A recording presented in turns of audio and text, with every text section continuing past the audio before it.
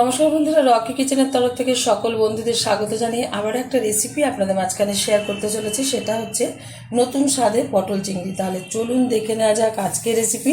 ওভেনে একটা কড়াই বসিয়ে তাতে দিয়ে দিচ্ছি বেশ কিছুটা পরিমাণে তেল। তেলটা গরম হয়ে যাওয়ার পর দিয়ে দিলাম সামান্য পরিমাণে হলুদ গুঁড়ো। আর এদিকে চিংড়ি মাছগুলো ভালো করে ধুয়ে পরিষ্কার করে নিয়েছি। দিয়ে দিচ্ছি সামান্য পরিমাণে একটু লবণ।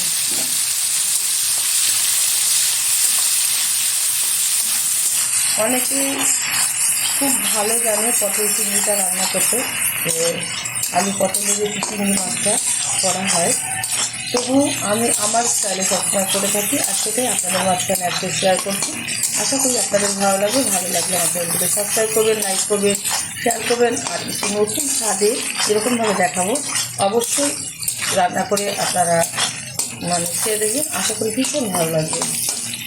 হালকাভাবে চিংড়ি মাছটা নেড়ে চেড়ে দিয়ে নিলাম। তুলে নিচ্ছি একটা পাত্রে।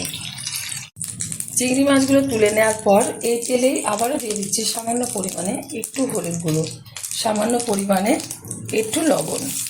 দিয়ে দিচ্ছি টুকরো করে রাখা আলু। আলুটা কিন্তু স্টাইলটা একটু নতুনভাবে কেটেছি, দেখতেই পাচ্ছেন। আপনারা আপনাদের পছন্দ অনুযায়ী টুকরো করে নেবেন। এবার আলুটাও সুন্দরভাবে ভেজে তুলে নেব একটা পাত্রে।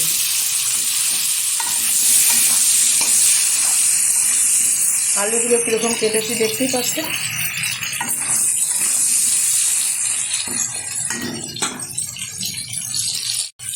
আলুগুলো কিন্তু এই যে দেখতেই পাচ্ছেন বন্ধুরা, খুব সুন্দরভাবে লাল লাল করে ভেজে নিয়েছি। এখন তুলে নেব একটা পাত্রে। আর যে পটলগুলো আমি টুকরো করে নিয়েছি, সেমভাবে নুন হলুদ দিয়ে তেলের মধ্যে তারপরে কিন্তু এরকমভাবে ভেজে নেব পটলগুলো।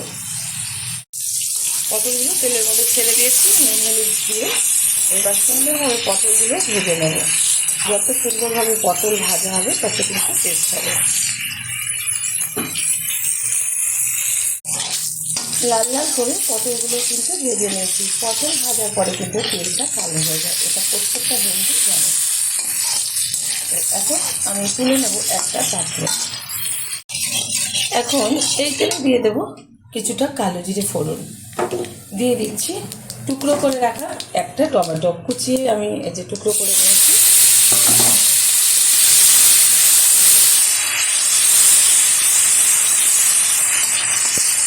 ভালোভাবে টমেটোটা তেলের সাথে ভেজে নেব। দিয়ে দেবো 1 চামচ হলুদ গুঁড়ো। আবার একটু নাড়িয়ে দিচ্ছি। টমেটোটা কিন্তু ভাজা ভাজা হয়ে গেছে তেলের সাথে। এখন এর মধ্যে দিয়ে দেবো পেস্ট করে রাখা সর্ষে। আমি এটা ছেঁকে নিয়েছি। একটু নাড়িয়ে নেব।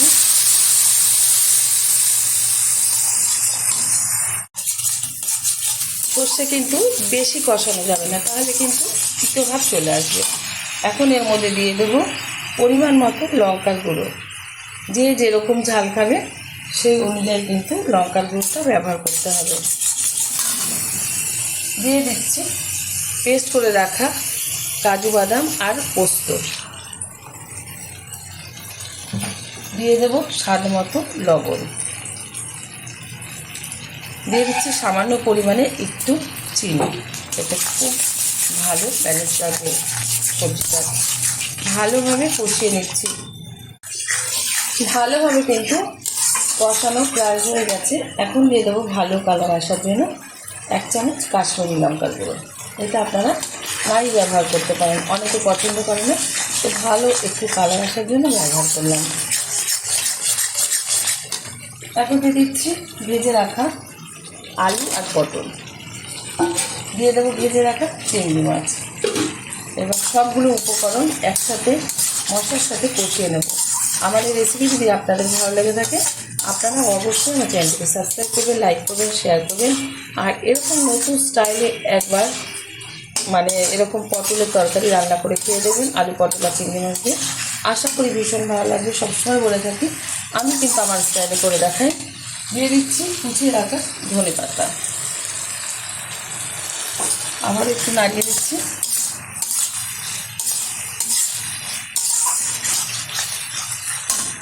দিয়ে দেবো পরিমাণ মতো জল।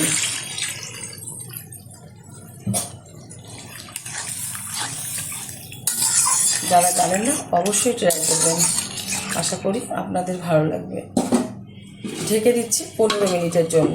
ওভেনের আঁচটা লো করে দিলাম, ঢাকনাটা তুলে দিচ্ছি, ওভেনের আঁচটা হাই করে দিলাম।